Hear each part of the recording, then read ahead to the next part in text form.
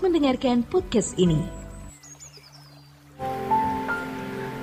Saudaraku sekalian, menjadi kenyataan yang tidak dapat disangkali, tidak dapat dibantah, bahwa kehadiran anak dalam sebuah perkawinan pada umumnya didamba oleh setiap pasangan suami istri. Kalau di timur jarang kita temukan, walaupun ada pasangan yang sengaja tidak memiliki anak.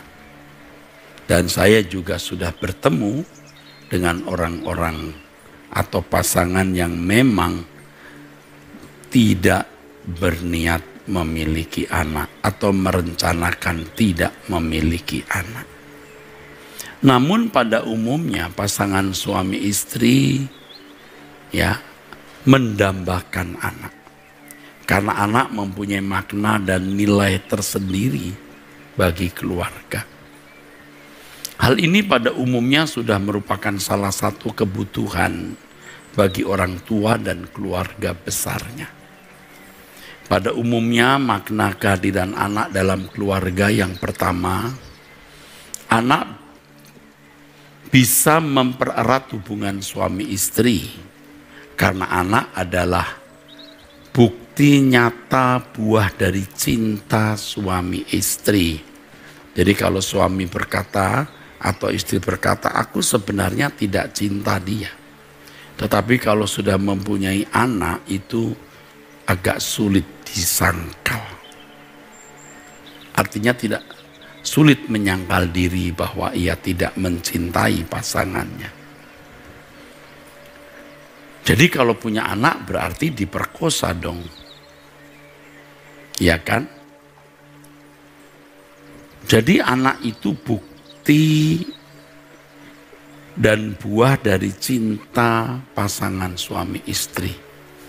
Mestinya setiap kali melihat anak, suami istri mengingat cinta yang terjalin di antara mereka. Dan hal itu akan bisa membuat hubungan suami istri menjadi terjalin erat, saudaraku. Yang kedua, anak itu penerus atau penyambung garis keturunan. Dengan kehadiran anak, orang tua dan keluarga besar akan merasa senang karena sudah ada yang akan meneruskan garis keturunan, nama marga mereka. Yang berikutnya, anak itu menjadi harapan bagi orang tua dan keluarga besar meneruskan dan melestarikan tradisi keluarga. Dengan kehadiran anak berarti ada anak yang meneruskan apa yang menjadi cita-cita, harapan, prinsip-prinsip dan filosofi hidup nenek moyang, serta segala tradisinya. Saudara, anak itu hadir menjadi curahan kasih sayang orang tua. Jadi orang tua ingin mencurahkan kasih sayangnya, dan anak menjadi objek curahan kasih sayang ini. Nah, anak juga bisa menjadi penghiburan. Salah satu sumber sukacita penting. Ingat ya, salah satu, bukan satu-satunya. Tetapi banyak orang menjadikan anak sebagai satu-satunya. Ini berbahaya. Pada umumnya orang tua akan merasa senang berada dekat dengan anak, dan sebaliknya demikian pula anak senang dekat dengan orang tua. Mama, papa bekerja sepanjang hari, ya. Tentu di dalam keletihan dan kelelahan. Lalu setelah lelah sepanjang hari bekerja, pulang bertemu anak-anak, bercanda, rasanya letihnya lesunya langsung hilang, langsung lenyap, saudaraku.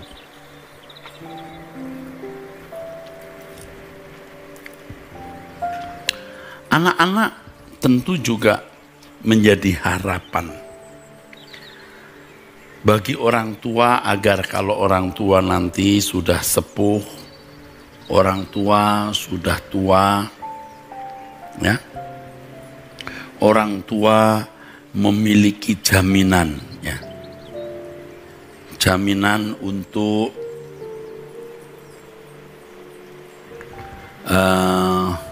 jaminan untuk dipelihara, dijaga hari tuanya. Anak, saudaraku, itu juga bisa menjadi kebanggaan dan memberi nilai bagi orang tua dan keluarga besar. Misalnya anak menjadi menteri, menjadi bupati, jadi gubernur, wah, atau menjadi orang besar yang terkenal.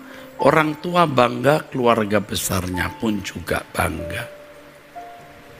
Dan akhirnya anak bisa menjalin hubungan dua keluarga besar. Antara keluarga besar dari pria dan keluarga besar dari wanita. Yang tadi tidak saling kenal jadi besan, lalu mereka bisa menyatu melalui anak yang lahir dari pasangan. Ya. Tetapi kenyataan yang kita jumpai, saudaraku, tidak sedikit orang tua dan pasangan, maksud saya, yang tidak memiliki keturunan. Nah, bagaimana dengan orang-orang yang tidak memiliki keturunan? Tidak memiliki anak kandung. Nah, biasanya yang dilakukan adalah mengadopsi atau mengangkat anak. Pada penjelasan kali ini saya tidak berbicara dari aspek legal atau aspek legalitasnya, tapi aspek rohani, perilaku, sikap hati, ya, terkait dengan adopsi anak ini. Telah saya jelaskan beberapa butir makna kehadiran anak. Lalu kita melihat fakta adanya pasangan yang tidak memiliki anak. Lalu mereka berusaha untuk memiliki anak dengan cara mengadopsi. Memang biasanya alasan untuk mengadopsi anak itu yang pertama ya karena tidak memiliki anak kandung. Ini alasan yang paling kuat pada umumnya. Dan mereka berharap agar anak yang diadopsi bisa menjadi penyambung keturunan dan tentu suatu hari bisa juga menjadi ahli waris, saudaraku. Bisa juga menjadi ahli waris.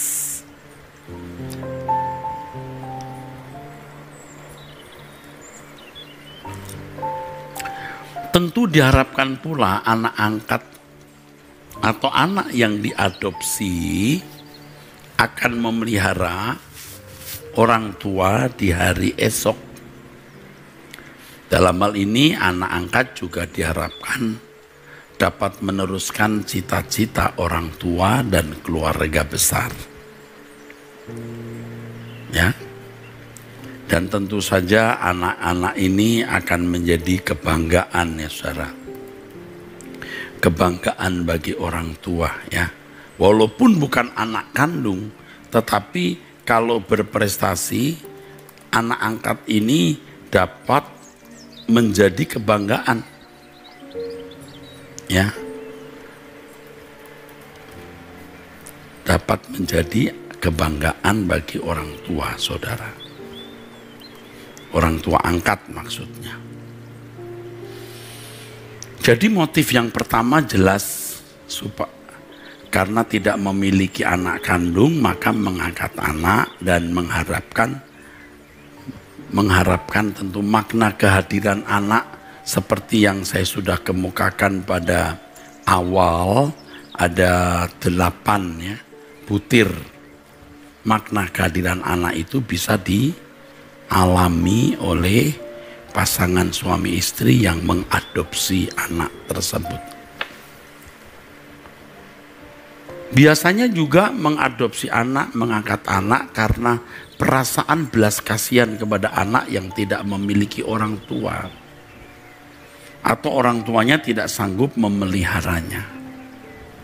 Karena orang tua tidak sanggup memelihara, maka dia mengangkat salah satu anak keluarga itu. Kadang-kadang atau tidak jarang orang tua angkat memberi imbalan sejumlah uang kepada orang tua kandung anak yang diadopsi itu. Tetapi saya mau memberikan masukan ya. Idealnya kalau ada keluarga yang tidak mampu memelihara anaknya, kita tolong dia.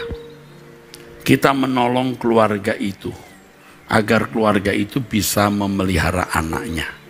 Bukan malah mengambil anaknya, saudara. Jadi kalau kita lihat ada keluarga punya 5-6 anak, bagaimana kita bisa menolong keluarga itu memelihara anak-anak tersebut, bukan mengambil salah satu. Ya kecuali keluarga itu memang dengan rela mau memberikan salah satu atau 2 orang anaknya ya. Tapi jangan karena terpaksa atau memang tidak dikemukakan terpaksa, tapi kalau jujur dia tidak rela. Jangan sampai itu menyakitkan. Lebih baik kita mendampingi keluarga tersebut untuk membesarkan anak-anak mereka tanpa mengadopsi anak mereka. Kok bisa Pak? Bisa. Kehadiran saudara dalam keluarga yang tidak mampu itu, dalam keluarga yang tidak mampu itu, di dalam pergumulan mereka.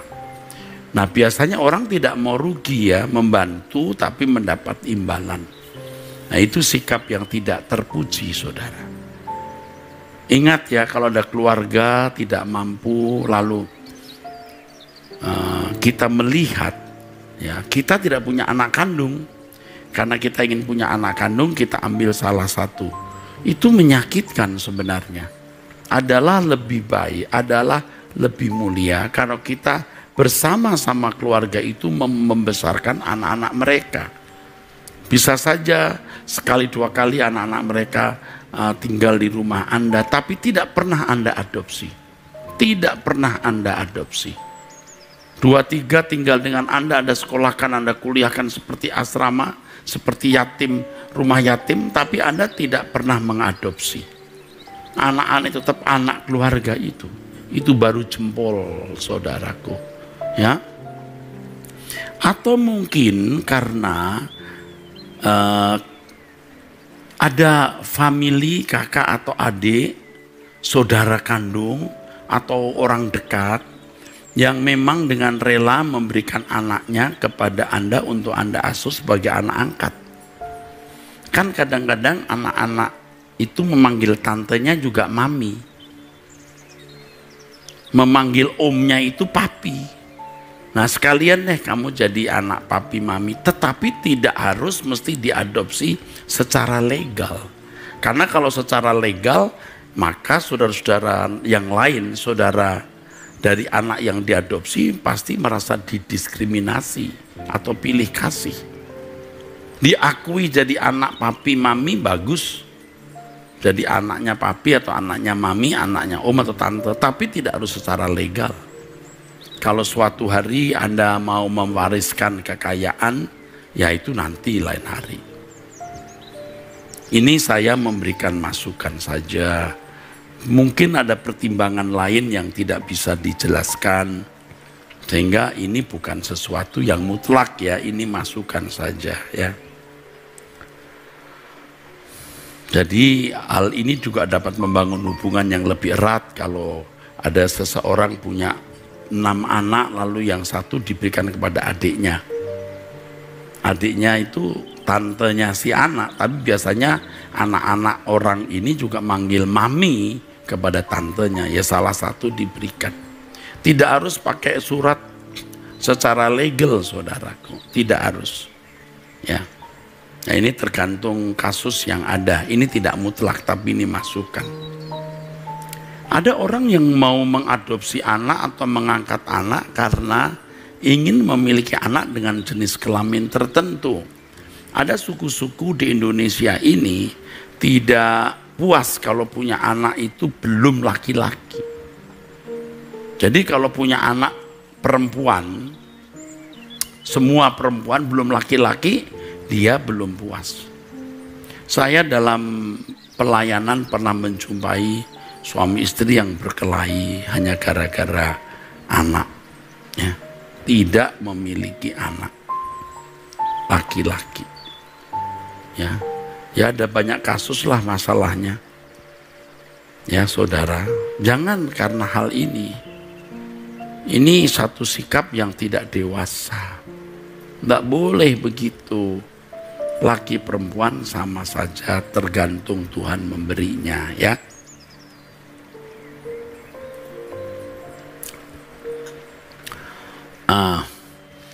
Jadi ada orang mengangkat anak karena ingin punya anak jenis tertentu. Semua anaknya laki-laki pengen punya anak perempuan, lalu mengadopsi anak perempuan. Bisa saja itu terjadi. Ada tradisi kalau pasangan tidak memiliki anak lalu mengangkat anak, maka pasangan tersebut akan bisa memiliki anak seperti memancing. Ya, ini sebenarnya mitos, saudaraku. Jadi ada 2 mitos mengenai pengangkatan anak, ya. Nanti akan saya jelaskan, ya. Ada juga pasangan yang tidak puas dengan jumlah anak yang dia miliki. Jumlah anaknya 2, dia ingin lebih, tapi sudah tidak bisa lagi. Maka dia bisa mengadopsi anak lain dengan jumlah anak lebih besar. Itu juga memberi potensi bagi keluarga itu. Dan kalau keluarga itu keluarga kaya, keluarga orang yang berlimpah harta, ya supaya bisa ikut mengelola kekayaan keluarga. Nah, alasan-alasan itu pada umumnya demikian. Tentu ada alasan lain yang tidak termuat, tetapi paling tidak ini alasan-alasannya. Alasan mitos yang pertama, mengadopsi anak supaya bisa memancing. Ya, kemungkinan ada faktor-faktor psikologi, ya. Faktor-faktor psikologi yang ini yang membuat seseorang bisa punya anak. Yang kedua, dengan mengadopsi anak maka anak membawa rezeki. Ini rezeki dari orang tuanya atau rezeki dari anak itu. Ya. Jadi seakan-akan anak itu membawa hoki, begitu kalau kita atau orang-orang Tionghoa, ya, membawa hoki. Atau alasan yang kuat juga ini banyak kita mendengar, mengangkat anak karena anak ini anak dari saudara atau anggota keluarga yang lain atau famili yang sakit-sakitan. Karena sakit-sakitan, supaya tidak sakit-sakitan, sudah diambil anak saja. Pinter. Dan kalau itu diyakini memang jadi, saudara. Tetapi saya menganjurkan jangan berpikir mistik, ya. Jangan Anda dengan mengangkat anak lalu nanti punya anak kandung, ya. Saya memberikan saran nanti di bawah, kalau punya anak kandung juga anak angkat, jangan bersikap pilih kasih, ya. Nanti saya akan bicara. Lalu alasan mitos yang kedua, mengadopsi anak supaya anak membawa hoki atau rezeki. Rezeki anak itu atau rezeki orang tuanya. Atau 3, anak yang sakit-sakitan. Jika dipindahkan menjadi anak Anda, diangkat dari satu keluarga, maka anak itu tidak sakit-sakitan lagi. Nah, saudaraku, ya. Jadi anak yang diambil itu bisa berasal dari rumah yatim piatu, ya, yang tidak jelas siapa orang tuanya, atau karena hasil hubungan tidak sah, hasil hubungan di luar nikah, atau banyak faktor. Jadi bisa hasil hubungan yang tidak sah dalam usia muda, misalnya siswi SMA hamil, wah, atau mahasiswi baru semester 1, semester 2 hamil, malu, ya. Atau laki-lakinya itu masih usia di bawah 20 tahun, belum bisa jadi ayah. Atau hubungan tidak sah antara pasangan yang bukan suami istri, ini bisa mendatangkan malu, maka anak yang dilahirkan diadopsi. Atau anak angkat itu dari keluarga yang tidak mampu membesarkan karena berbagai faktor. Supaya anak ini mendapat perhatian, kasih, pendidikan, serta masa depan yang lebih baik, maka diserahkan kepada orang yang bisa membesarkan. Tadi saya sudah singgung, kalau keluarga itu masih bisa ditopang, ya ditopang saja, tidak usah mesti mengambil anak secara legal, saudara, ya. Supaya orang tua mereka tidak merasa kehilangan.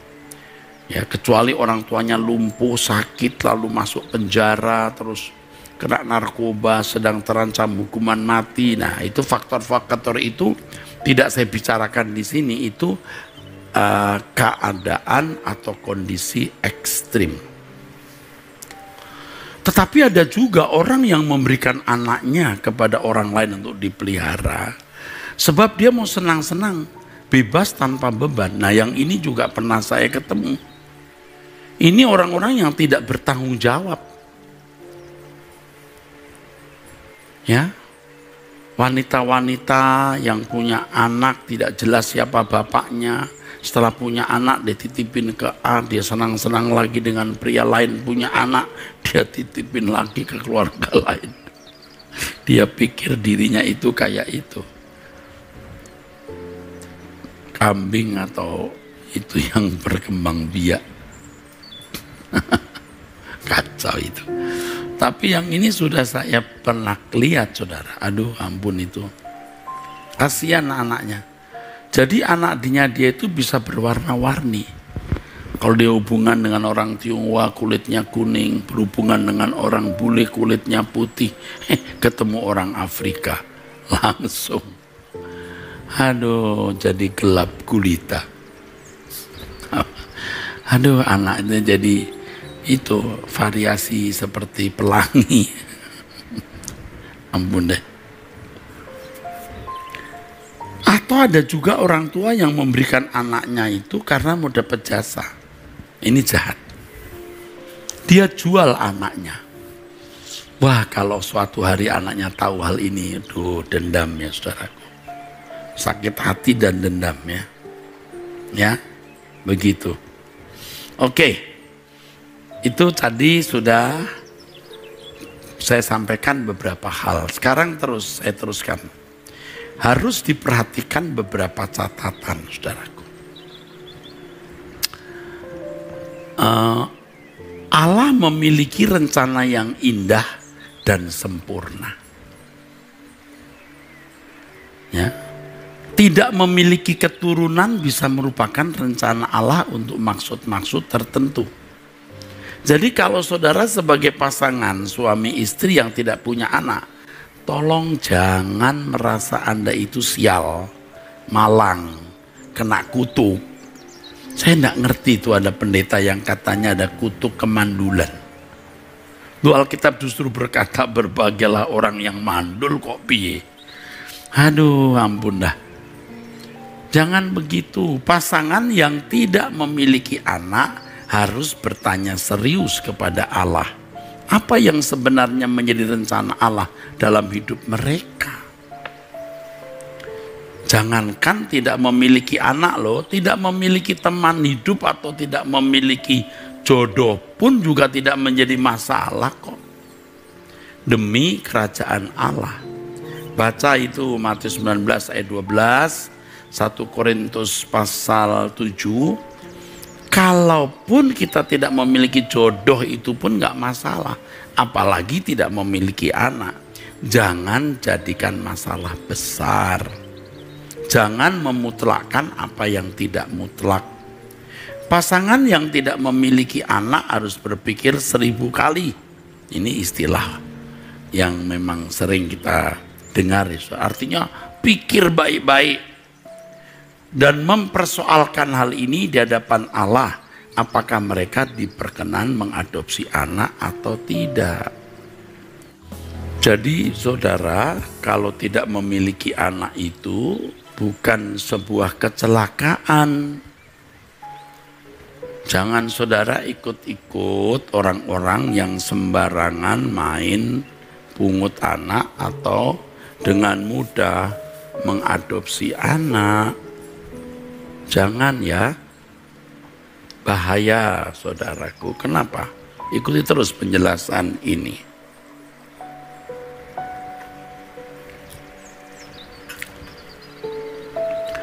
Kalaupun Tuhan mengizinkan Anda harus mengangkat anak, itu demi kemuliaan Allah, bukan kesenangan sendiri. 1 Korintus, kalau kita membaca firman Tuhan, saudaraku, mengatakan demikian, saudaraku.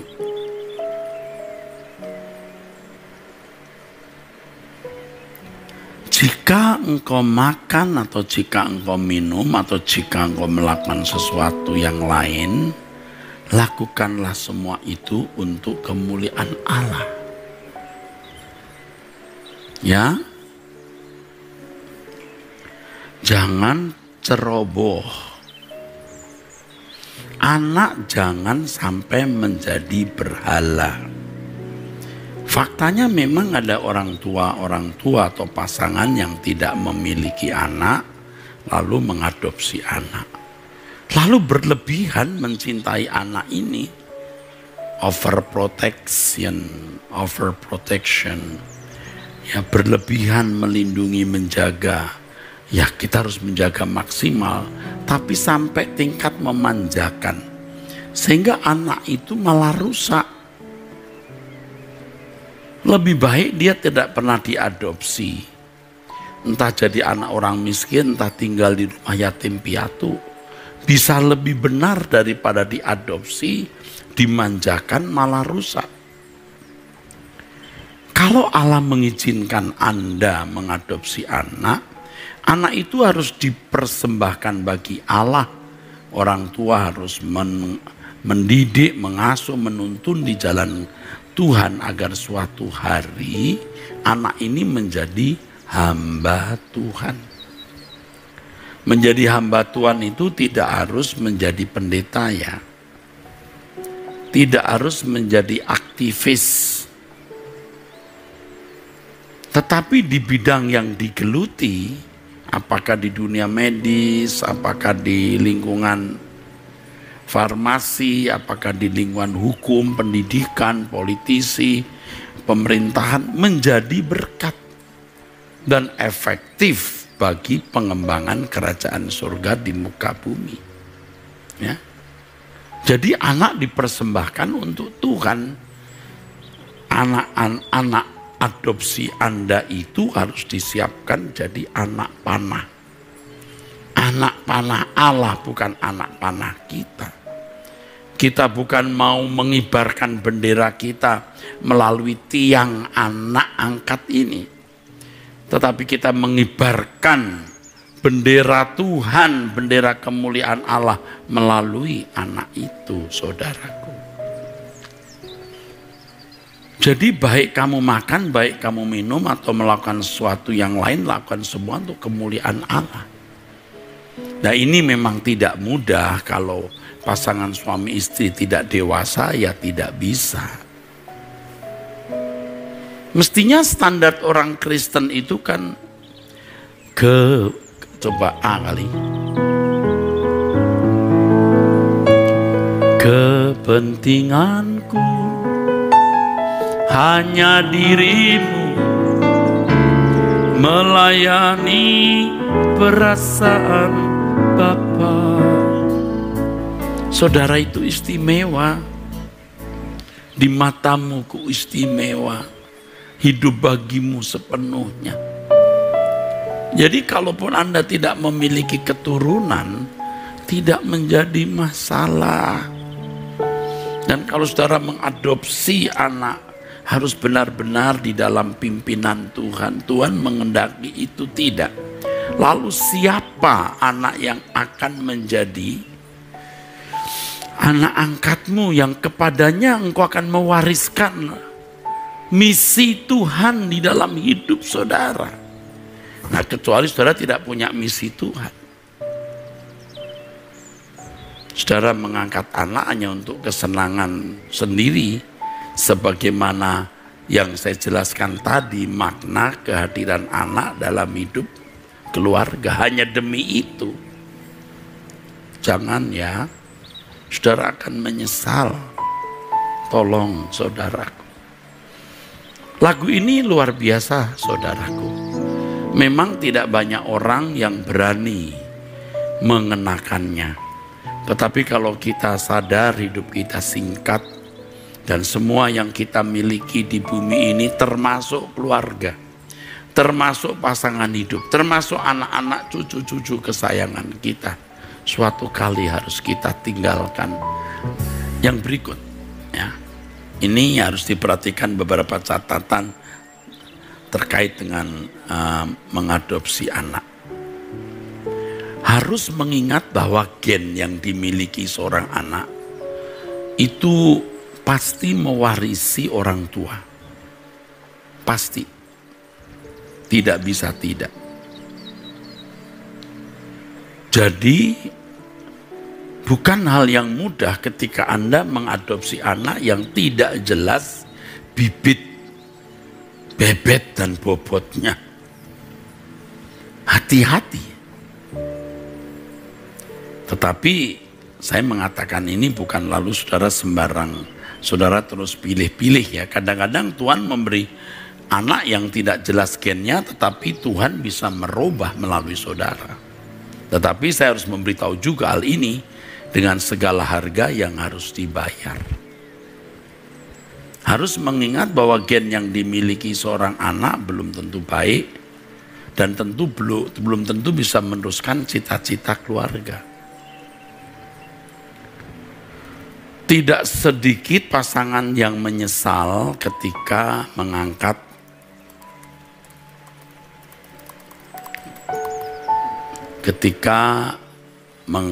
anak. Dan saya dalam pengalaman pelayanan berkali-kali melihat hal itu.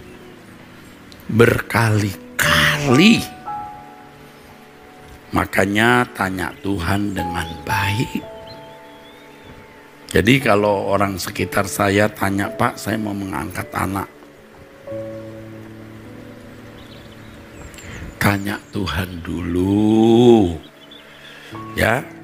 Karena memang pada dasarnya banyak orang tua mengangkat anak karena merasa tidak punya anak itu sepi. Padahal kalau dia tenggelam dan hanyut dalam pelayanan, tidak merasa sepi. Dia akan memiliki waktu, ruangan, potensi lebih besar untuk pelayanan ketika atau kalau tidak punya anak. Memang tidak semua anak yang terlahir dengan tidak jelas latar belakangnya itu pasti rusak. Ya belum tentu.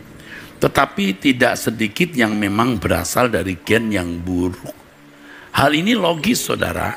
Kalau sampai ada seseorang terlahir dengan tidak jelas orang tuanya, ya kemungkinan besar memang gennya tidak jelas dan lebih berpotensi gennya buruk.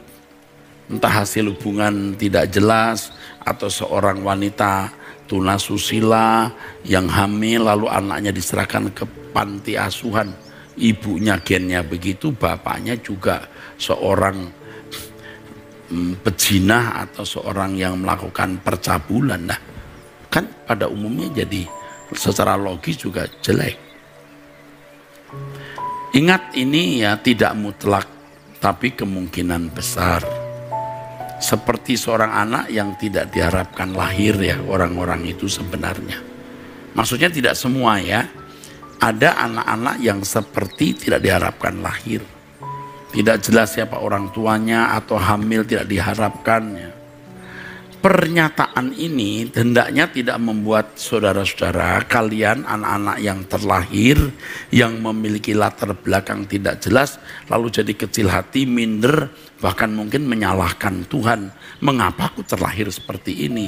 Jangan, saudara adalah orang yang berharga di mata Allah. Allah mau rubah saudara. Orang yang terlahir dari keluarga baik-baik belum tentu lebih baik, belum tentu. Bagaimanapun kehadiran saudara di muka bumi adalah kehadiran yang diperkenan oleh Allah atau diizinkan oleh Allah atau dikehendaki oleh Allah. Jadi bagi saudara yang memang pernah terlahir dari keluarga yang tidak jelas, jangan minder. Di Alkitab kita menemukan tokoh seperti ini. Dan ternyata dia seorang yang sukses, ya, bisa. Dan banyak orang yang sukses dalam hidup ini, ya. Dalam mengangkat anak itu ada harga yang harus dibayar, ya. Ya, harus mengerti ada harga. Yang pertama harga ekonomi. Dengan mengangkat anak Anda harus membiayai hidup. Jadi ini yang saya katakan biaya ekonomi. Yang kedua biaya emosi. Punya anak itu tidak mudah karena ya kadang-kadang anak nakal tidak mau nurut, nggak mau ngerti orang tua, itu harga emosi ya. Harus dibayar, saudara. Lalu yang paling mahal itu keteladanan. Keteladanan. Kalau hanya ekonomi, emosi, ya fisik, tenaga, termasuk ekonomi saya kira itu. Keteladanan ini yang penting. Anda mengangkat anak tapi Anda tidak memberi teladan, waduh, Anda malah membinasakan anak itu. Lebih baik dia tinggal di rumah yatim piatu lalu menjadi orang yang lebih sukses daripada menjadi anak Anda tapi malah rusak.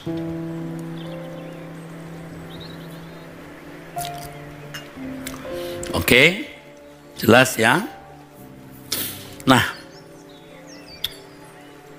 bagaimana dengan persoalan yang paling krusial ketika memiliki anak adopsi? Apakah harus memberitahu fakta bahwa anak itu anak adopsi? Yang pertama, sebisa mungkin tidak memberitahu. Ini pandangan saya, Anda boleh punya pandangan yang berbeda. Mengapa tidak perlu memberitahu? Sebab yang penting adalah bagaimana Anda membangun hubungan antara Anda dengan anak angkat seperti anak kandung. Hubungan yang terjalin ini penting, sehingga nanti tidak ada masalah apakah itu anak kandung atau anak angkat. Ya. Nanti tidak akan menjadi masalah apakah itu anak kandung atau anak angkat. Justru ini luar biasanya di situ, saudara. Anda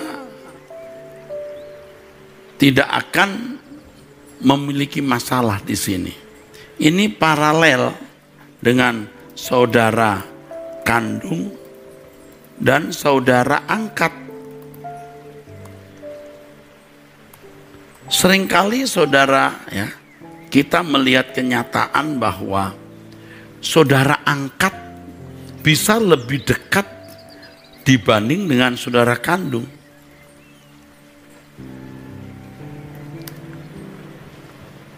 Saya sering melihat kenyataan ini, saudaraku. Saudara angkat itu bisa menjadi lebih dekat dari saudara kandung. Benar. Demikian pula anak-anak angkat itu bisa menjadi benar-benar sebagai anak kandung. Dan menjadi ketakutan orang tua kalau suatu hari anak angkatnya tahu bahwa mereka adalah anak angkat bukan anak kandung. Ya enggak apa-apa. Jangan takut ditinggalkan. Toh saudara memberi bukan karena Anda mau mendapat balasan kan. Saya dari dulu mengkhotbahkan, dari dulu, dan sering saya ucapkan, orang baik belum tentu tahu budi. Tapi orang yang tidak tahu budi pasti jahat. Orang baik belum tentu tahu budi baik. Tapi orang yang tidak tahu budi baik pasti jahat. Kalau saya mengatakan ini bukan saya sedang membangkit-bangkitkan kebaikan saya kepada orang. Oh, enggak perlu. Saya sudah melakukan tentu banyak kebaikan kepada ratusan atau kalau bisa dikatakan ribuan mahasiswa di masa menjadi kepala asrama dan menaruh hidup saya, uang saya. Saya tidak pernah mengingatnya. Saya besarkan anak-anak pemuda menjadi orang-orang hebat. Oh, saya tidak membangkit-bangkitkan terus minta balas budi. Tolong kembalikan dong uang yang pernah saya keluarkan. Oh, enggak sama sekali. Tolong dong bantu saya. Oh, enggak perlu. Kenapa? Uang saya sudah ada, tenaga saya sudah banyak. Tidak membangkit-bangkitkan. Hanya saya sedih saja kalau sampai ada orang sudah saya besarkan tapi tidak mengerti budi baik. Karena orang-orang ini adalah orang-orang yang sudah saya anggap anak-anak saya. Itu sedih sekali saya. Bisa mempercakapkan hal saya di belakang saya, bahkan keburukan yang tidak saya lakukan. Tapi sekali lagi bukan masalah. Kita tidak menuntut kebalas sama sekali. Tidak sama sekali, karena kita sudah menaruh kebaikan yang juga mungkin tidak terhitung kepada banyak orang. Kita tidak pernah mengingat itu. Hanya kita harus mengerti budi baik orang. Jadi kalau saudara itu anak angkat, harus ingat orang tua angkatmu. Walaupun mungkin mereka itu miskin, mungkin mereka tidak bisa memberi seperti yang kau ingini. Ya, sebaliknya orang tua angkat, jangan merasa takut nanti kamu ditinggalkan, anak angkatmu tidak membalas kebaikanmu. Enggak masalah. Jangan gelisah kalau seandainya suatu saat anak angkat bertanya apakah mereka adalah anak kandung atau orang atau tidak. Anda bisa berkata, tidak penting kamu anak kandung atau anak angkat, tapi yang penting aku mencintaimu sebagai bagian nyawa dan hidupku. Kalau kamu itu anggap penting silahkan. Tapi kenapa mama tidak cerita? Kenapa papa tidak cerita? Saya bukan anak kandung mama papa. Tidak perlu, nak. Tidak perlu, karena kamu kucintai seperti anak kandungku. Kamu bukan anak-anak mainan, kamu anak kandungku.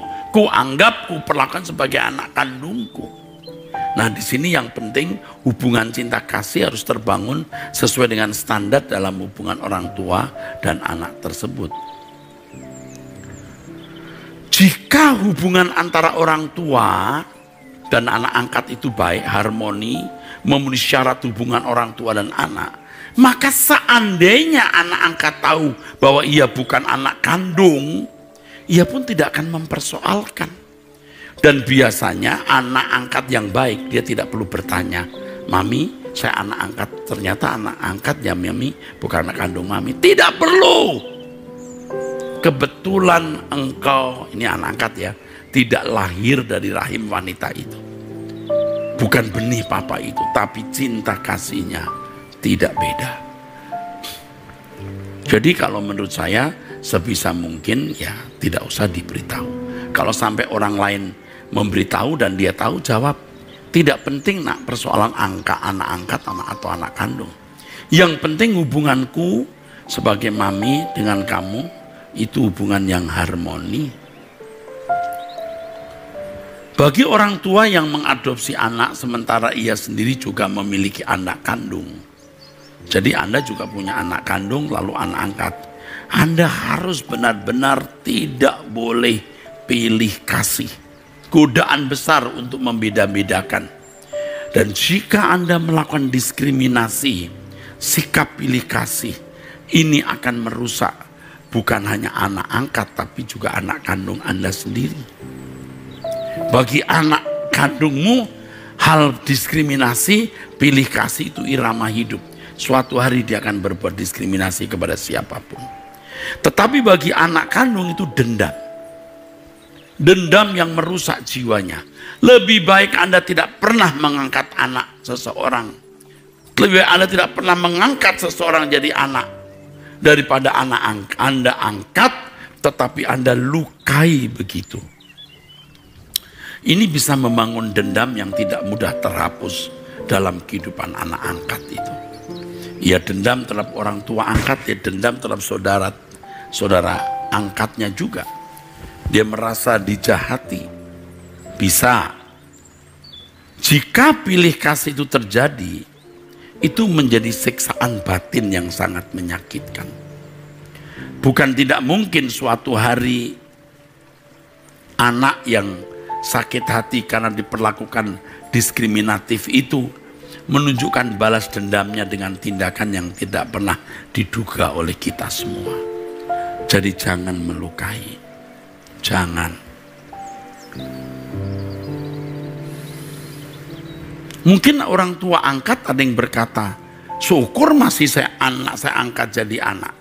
Syukur masih saya adopsi. Syukur masih bisa saya sekolahkan. Itu bukan alasan untuk bersyukur. Justru lebih baik tidak mengadopsi anak daripada mengadopsi tetapi memperlakukan tidak adil.